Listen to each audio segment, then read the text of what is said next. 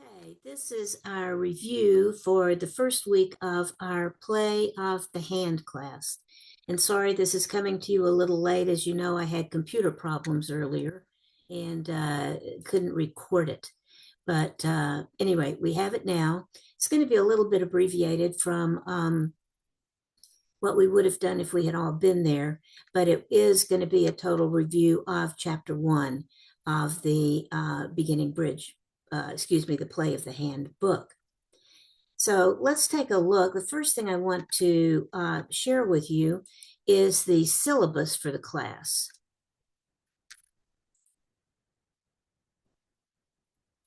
And if you'll take a look at the syllabus, you can see that April 11th, that was our first class, lesson 1, making a plan. That's chapter 1. Every one where it says lesson is the chapter. And in this book, we go straight through chapter by chapter. So next week will be chapter 2 on developing tricks. April 25th, we'll have developing tricks with finesses. Now notice that we skip May 2nd.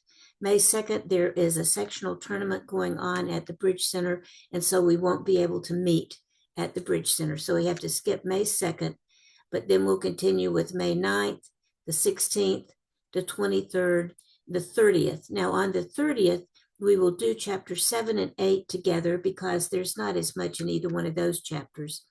And then chapter 6 will be our play party. There's also a chapter 9, I believe, in some of the books that covers Jacobi transfers, but we don't cover that as part of our class. Finally, we will have a Zoom session, assuming that my computer doesn't go crazy again. We'll have a Zoom session every Sunday afternoon at 1 o'clock. That is a review session of the material that we covered the day before.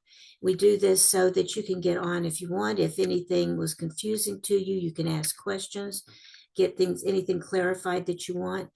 Or if you've had to miss a class, this is a real good way to get that information saved for you so you can go back and look at it.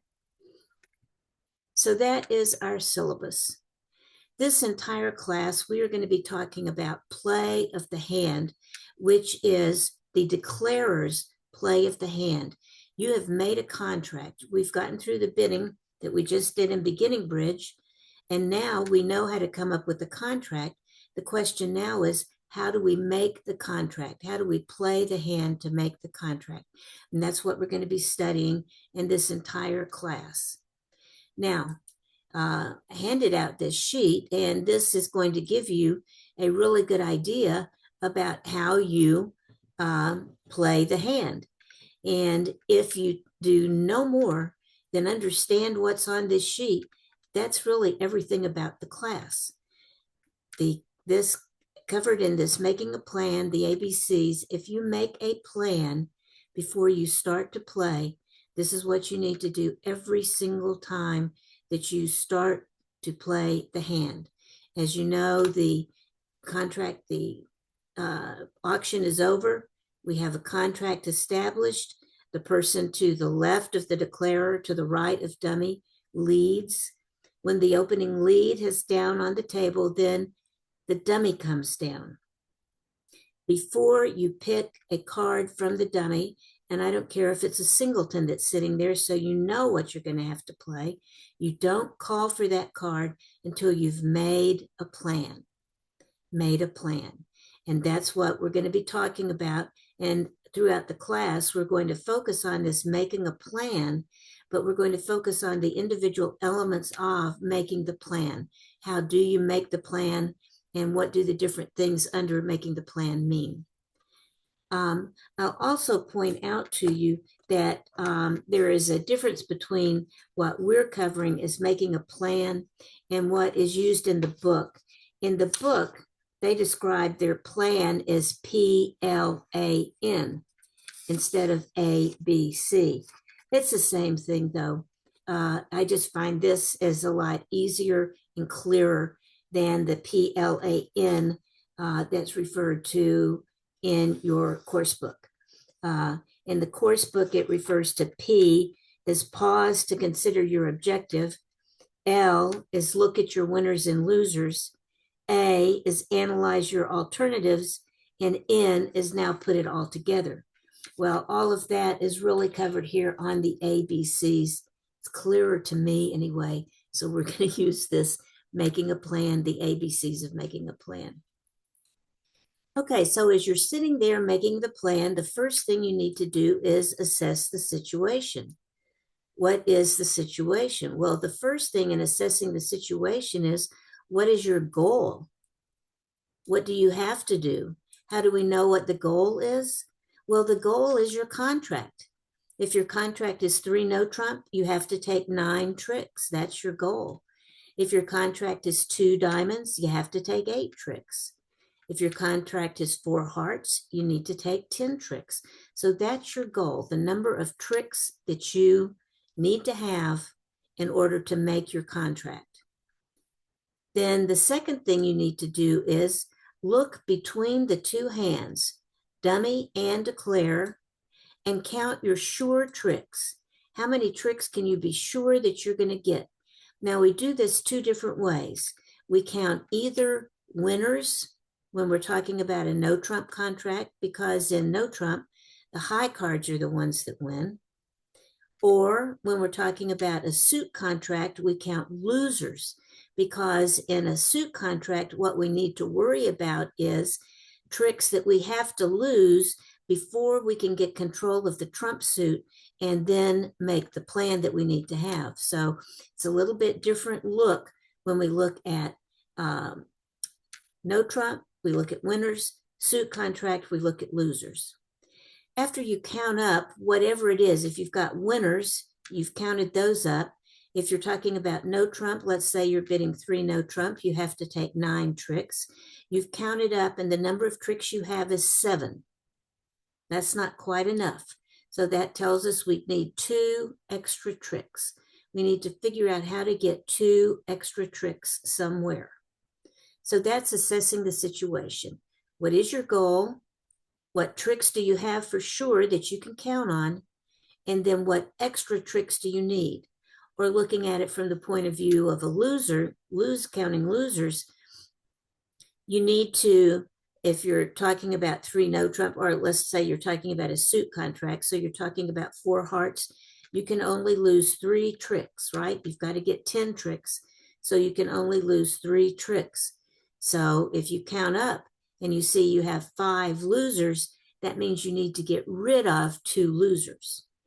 So in some cases, you get rid of losers, other cases, you develop tricks. And the way you do this is the B part, browsing your checklist. Browsing the checklist. This checklist is made up of 4 items. 4 items and only 4 items. And I don't care what level of play you're doing. If you're a beginner or if you're a very advanced, knowledgeable player, these are the 4 ways that you can develop extra tricks. The first is a finesse, and we're going to talk in detail about what a finesse is. Promotion, which is if you have the king, queen, jack, as soon as the ace is gone, the king, queen, jack move up. That's promoting those. Length, that's if you have 9 or 10 cards in the suit. As soon as you have gotten rid of the cards that they have, you have length, and that length is going to be good. All of those tricks are going to be good. So that is length. And then trumping in dummy. If you can trump in dummy, that gets you extra tricks. We're going to spend a lot of time talking about each of those 4 ways to develop tricks, either to get rid of losers or to get winners for you. Then after you have looked at your checklist to decide what you're going to do, then you need to consider the order that you do things in. Ordinarily, we draw trumps first. Sometimes we don't. We'll find the times that we do and the times that we don't. But ordinarily, we do that first. Ordinarily, we play the high card from the short side first. We'll talk more about that. Ordinarily, we develop our extra tricks early. If you need to find some extra tricks, you want to start developing them early on, because if you wait till later in the hand, your opponents are developing tricks at the same time you are. And if you lose control of a suit, then they're going to be cashing in their tricks. So it's kind of a race to see who can develop those extra tricks first. And so you have to start early to make sure you'll be able to do it. And the last thing I think is fun, because it says be in the right place at the right time. That's easier said than done sometimes, be in the right place at the right time. But we will talk about that and how to do that. Okay, so in our first class, what we talk about mainly is the winners and losers, the first part of our plan, the assessing the situation part. Also, well, let me point out here before I go on, a lot of people have problems with this idea of making a plan, because you need to stop and think, okay, how many tricks do I need to have? Count up, how many tricks do I have? How many tricks do I need then? How am I going to get those tricks? Are there any dangers to me developing those tricks? You have to actually think about these things. And this is going to take some time to think about it. And I know as beginning people in bridge, you are trying to play faster, and this slows you down. People are going to have to wait for you to make this plan. Well, that's just part of the game of bridge. You need to have time to make your plan. Now, that amount of time is not 5 or 10 minutes. It's a minute or two. You will get faster at doing this. It's probably going to take you a few more minutes at the very beginning. But if you take longer in that, you're usually not thinking about the actual plan. What you're thinking about is, oh my gosh, I don't know how to do this. I don't know where to start. I don't know how to do this. What am I going to do? Maybe something will develop. I'll just lead a card and see what happens. That's mainly what you're thinking of. If that's what you're thinking of, just go ahead and play.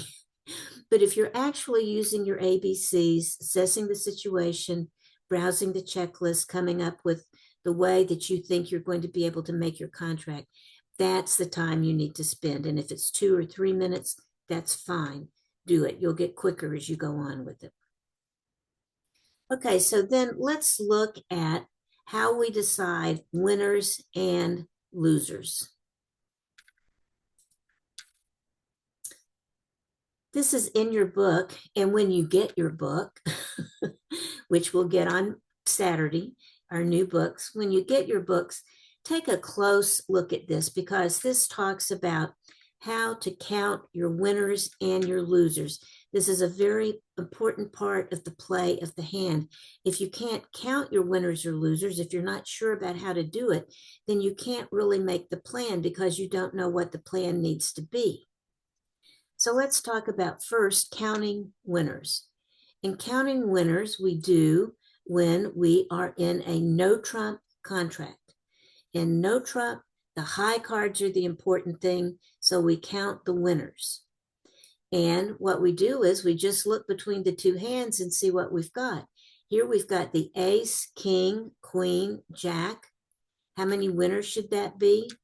Well, that should be 4 winners, right? Here's the declarer hand and the dummy hand.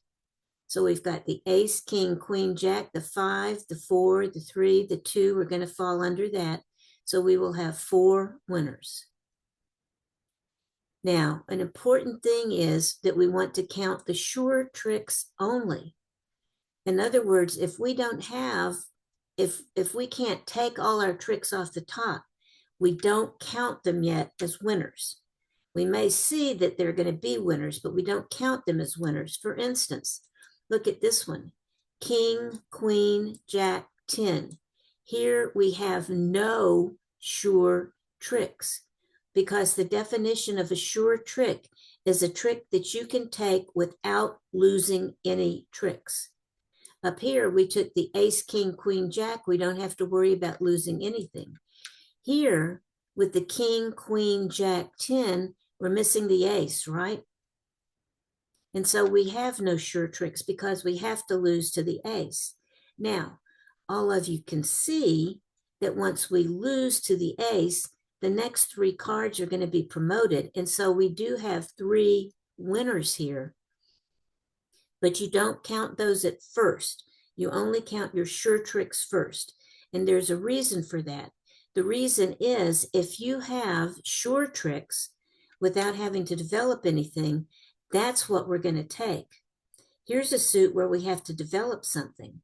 And we can probably develop that, except if we don't have control of some other suit and we have to lose the ace of this suit, and then they run all the clubs that they have. That's why we don't count these as sure winners. We only count them as developed winners because we have no sure tricks in this suit. Now, we don't have to have, I'm sorry, this keeps popping up, guys. We don't have to have all the winners in one hand. We can have go back and forth between hands. Here we have the ace, the king, the queen, the jack. We play the ace and the 2 and the king and the 3. And then we lead the 4 over to the jack and the 5 to the queen. So 1, 2, 3, 4. Between the 2 different hands, we have 4 sure tricks. Notice that the maximum number of tricks that we can take are the maximum number of cards that are in the longest hand. In this, we only have 2 cards on each side. So we only have 2 winners here. Because if we play the ace, the queen falls. If we play the king, the jack falls. So the 2 tricks are it. That queen and that jack might as well be the 2 and the 3 because they're no good to you. The ace and the king are the 2 winners that you have. Here's another example. Here we have the ace, king, 3, and the queen, jack. We have 3 winners here, but only 3, even though the ace, king, queen, jack are the 4 highest cards, we can't win more than we have on the longer side. So we play the 3 over to the queen or the jack and lead the other one back to the ace or king. 3 is the number of tricks that we have here. Here's another one. Here we have the ace, king, queen, 3, 2, and the jack 10 on one side. Notice that in this case, we could win 5 tricks. We can take the jack and the 10, and then we can come back to that and take the ace, king, queen. This would mean that we would have to get back to this hand some other way, not through this hand. Because if we take the 2 and lead to the 10 and the 3 and lead to the jack, we're stuck over here. So we have to find a way to get back to that hand. And as long as you have another suit where you can do that, you have 5 tricks in this suit. Let's look at this suit. This is a little bit different. Here we can be sure we have 5 tricks, but we don't even have to worry about anything else because look at this. We've got the ace, king, queen, jack, 2, and then 6, 5, 4, 3. So we have 9 tricks here. 9 cards in this suit. There are 4 out. If the 4 are all on one side, they're still going to fall under the ace, king, queen, jack, and then that 2 is going to be a winner because all of their cards are going to be gone. There are going to be no other cards out. There are only 4 cards out. And so when we play the ace, the king, the queen, the jack, all 4 cards will have to have fallen even if they were in one person's hand.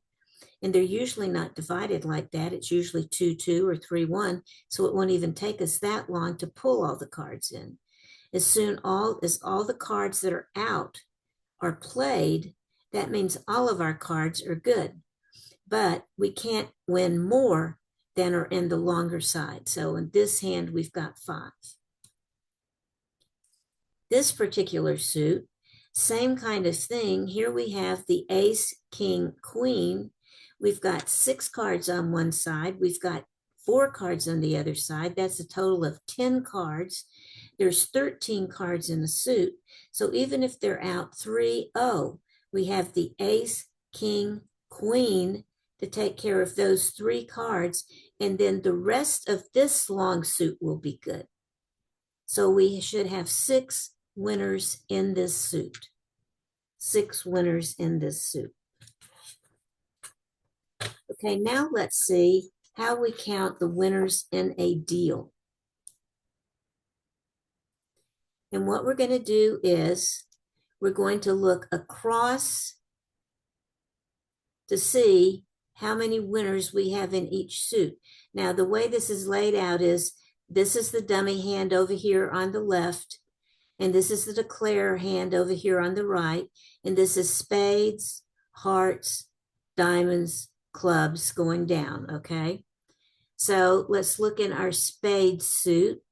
How many sure tricks, how many sure winners do we have in the spade suit? None. Remember, we only count sure tricks, tricks that we can take before we lose anything. Then let's look here at this suit. How many sure tricks do we have here? Here we have 3, the ace, king, queen. So we've got 3 sure tricks. Let's look at our diamonds. In our diamonds, we have king, jack, ace, king, and we've got 9 tricks. So we should have 5 tricks here. So that's 3 there. That's 5 in diamonds. And here is 1 sure trick in clubs. If this were a 3 no trump contract, we've got 3, 5, and 1. That is 9. That means we have our contract and we don't need to worry about anything else. We don't need to worry about trying to develop the 3 other tricks we have left over in spades, because look what would happen if we do that. If they lead clubs and we take the ace of clubs, and then we decide to try to develop our ace of hearts, get rid of the ace of hearts so our other 3 spades will be good. What do you think after they play the ace of spades, after they win the ace of spades? What are they going to do? They're going to lead a club, and you're going to lose a lot of clubs then. And you will lose enough clubs because you only have 4. They've got 9. So if they're split 5-4, 6-3, you could lose definitely 5, 6 tricks easily. So you would not be able to make your contract. You won't be able to take these tricks before they take all of their tricks and wipe your good tricks out. So that's why it's important to look at the sure tricks that you have and count those only. Because in no trump, once you lose control, things can go very wrong. As you all know, I'm sure you've been there. Okay? All right, so that's how we count the winners.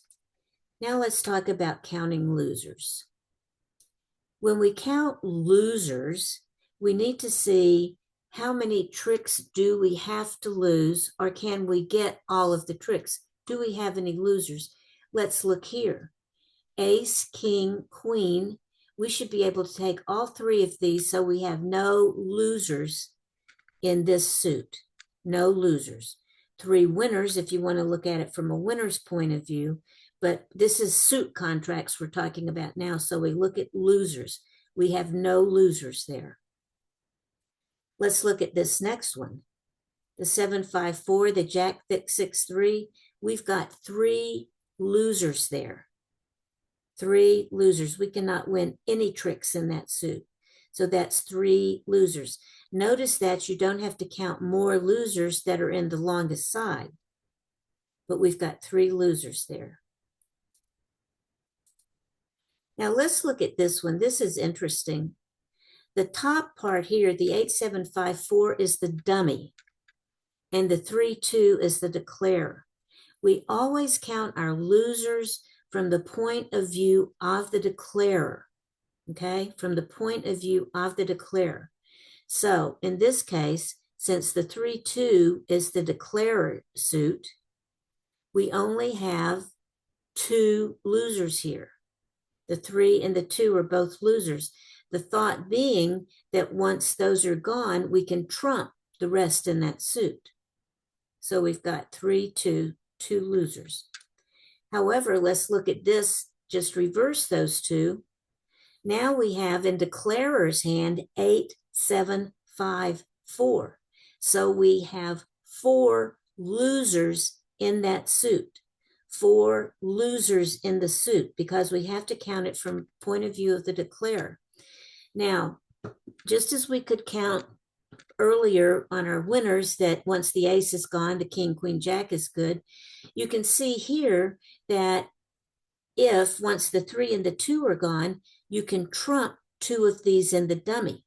But that's because you can get rid of 2 losers. So we have to start out counting 4 losers. And then once we make our plan, we'll say, well, we will trump 2 losers in dummy. I have 4 losers, but I can get rid of 2 of them.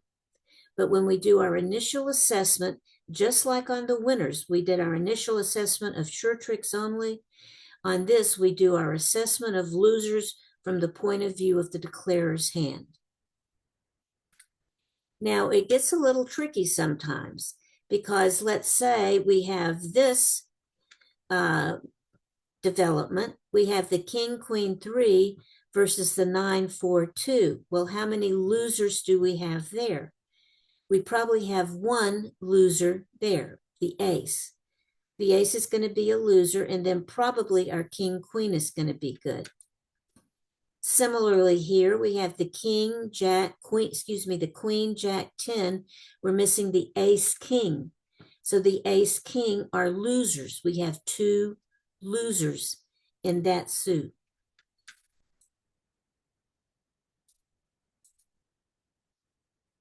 Here, we've got the jack, 10, 9, 8, 7, 4, 3, 2. So we are missing the ace, king, queen. So here we have 3 losers in this particular suit. 3 losers. The ace, king, and queen are all losers. It's also a little bit tricky if we have unsupported high cards. If you look at this, how many losers do you have here? Well, you for sure have the ace as a loser, but that doesn't necessarily mean that the king is a winner. So we need to count this as 2 losers. Because if the ace is over here on the left-hand side, then our king is going to be good. But if the ace is over here on the right-hand side, that king is not going to be good. This is a finesse, and we're going to be talking a lot more about finesses. You'll see that a lot better. But when you have unsupported high cards, you have to count those as losers. They're 50-50 losers, but still they're losers. Same thing here. Got the 8, 7, 3, queen, 6, 2. We have to count this as 3 losers because there is no assurance that that queen is actually going to take a trick. So that's when you have unsupported high cards. There's nothing underneath there. You just have the bald king or the bald queen. You have to count those as losers. It's a little bit different, though, when you have a sequence. We can look at a sequence here. And by the way, guys, all of these examples are in your book. When you have a broken sequence, and here's an example here, the 9, 7, 2, the ace, queen, jack. So you've got a broken sequence here. The ace, queen, and jack should take a trick except for the king. So the king is going to be a winner. You would have to count this as 2 losers. It could be you would have no losers here if the king is finessable. But when you're doing your initial analysis of this thing to decide how many losers you have, and so if you have to get rid of any, you would need to count the king as a loser. So you would have 1 loser here. But because your other face cards are supported, as opposed to the examples we looked up here, because these face cards are supported. No, I don't want to do that. Because these face cards are supported,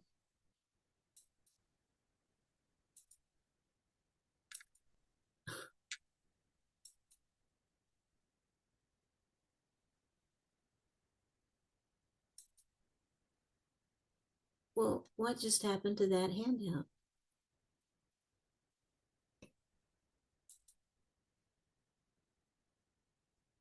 Sorry, guys, for some reason, That handout stopped, so let me real quick go and find it again for you.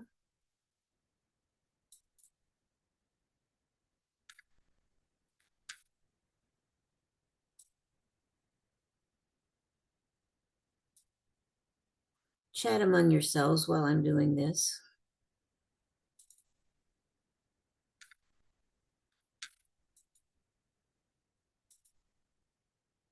Okay, there we go. Let me bring this back up for you.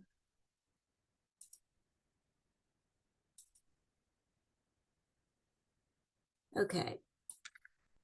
So we were looking at broken sequences here. Broken sequences. And we were talking about the ace, queen, jack, 972. Because the king is missing, we have to count one loser. But because the high cards are supported, we don't have to count more losers than that. So we just have one loser here. Same thing in this example. Here we are missing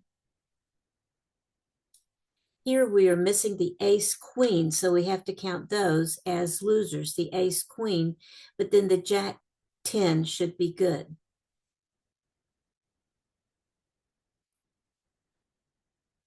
Okay, I want to go one more place here, and this is how we count the winners and losers.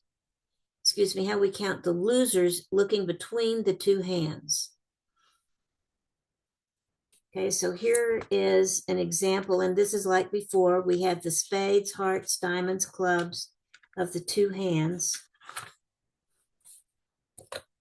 And the contract here is 4 spades. So we're trying to make 4 spades. So we need to count our losers. Well, in spades, if we look between the two here, we have one loser, the ace. If we look at our hearts, we have 2 losers, the king. Oh, wait, no, we only have one loser because we're looking from the point of view of declare down here. So we just have one loser, the king. In diamonds, we have no losers. And in clubs, we have 2 losers. So we've got 1, 2, 3, 4. That's 1 too many, right? Because our contract is 4 spades. So we have to be able to take that, at least get rid of one loser. How can we get rid of one loser here? Well, the only way to do it is hopefully, because we don't have any losers here, we have to lose to the ace of spades, right? No choice about that. Definitely going to lose that. We can't do anything about losing the ace king of clubs. So the only chance we have is in our hearts. And in our hearts, what we're going to do is we're going to lead a small heart over towards the ace queen. And what we're going to do is we'll lead a small one. If the west hand puts in the king, we'll play the ace. And then our queen will be good. If the west hand does not play the king, we'll play the queen. And if the west hand had the king and just didn't play it, our queen is going to be good and our ace is going to be good. But if the king is over here in the east hand, the king will win no matter what we do. So there's only a 50-50 shot of making this contract. And the only way to make it is depending on where the king of hearts is. But that's how we have to plan this out. We say to ourselves, well, I have to take 10 tricks. I've got 4 losers. That's too many. I have to get rid of one loser. What loser can I get rid of? And the only possible loser you can get rid of is one of the heart losers. Maybe you can get rid of that heart loser if the king of hearts is in the right place. That's how you make your plan.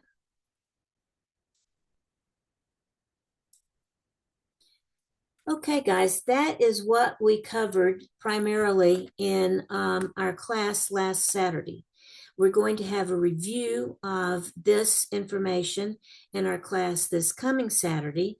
There'll be a new handout that covers all of Chapter 1, and then we'll cover Chapter 2. I hope this has helped you. get a good idea about chapter 1. Please do read the book as soon as we get the book, and we'll talk about this in class on Saturday.